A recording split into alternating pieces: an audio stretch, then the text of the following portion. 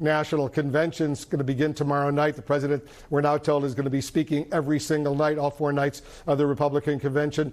He was looking for some really important news, some big news to set the scene, and he made this announcement of what he's calling an historic agreement, an historic breakthrough.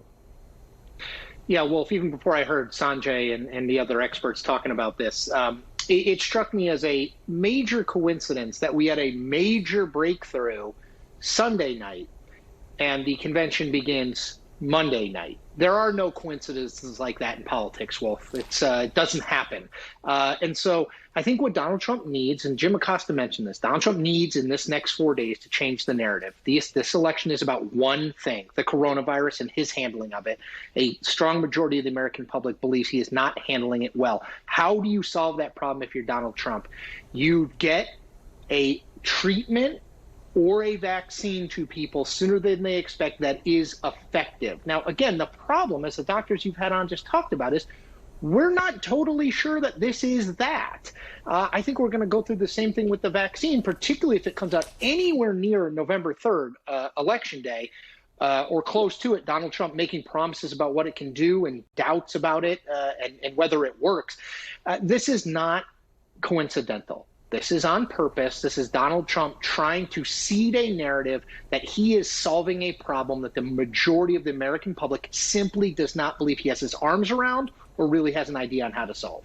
And it comes, this is really awkward, a day after the president suggested there was a deep state. Yeah.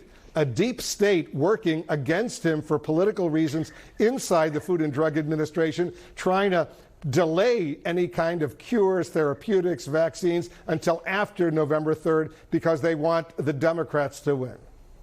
Let me just make a note for people who have questions about this. Remember the deep state that Donald Trump alleged in the Justice Department that was run by his Attorney General, Jeff Sessions?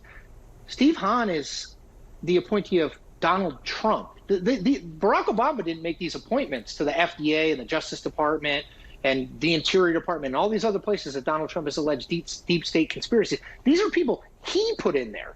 So unless it's really deep, Wolf, in the sense that they fooled him into believing they were for him, he picked them.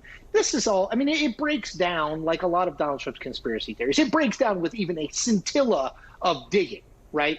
What he's doing here is looking to play politics. Again, go back to the single most important thing. This is an election about the coronavirus and Donald Trump's handling of it. A majority of the American public does not believe he has handled it well, and a majority of the American public believes Joe Biden would be better equipped to handle it than Donald Trump. The only way that you change that narrative is to either shift the blame, that this is all about politics, or you find a way to a vaccine or a treatment that is effective. Now, Donald Trump's not a scientist, so he's not going to be able to come up with a vaccine.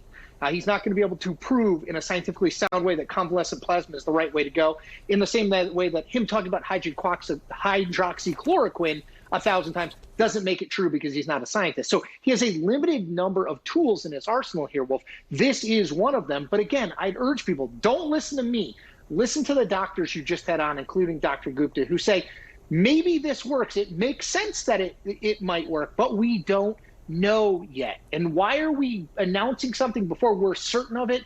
Because of politics, because the Republican National Convention happens tomorrow and Donald Trump needs some good news. There is just a direct correlation between those two announcements. And let's not forget, over these past 6-7 months, almost 5.7 million Americans have been tested positive and suffering from coronavirus, and more than 176,000 Americans have died. Everybody stand by. There's a lot more we're following on all the breaking news as President Trump gets set for the Republican National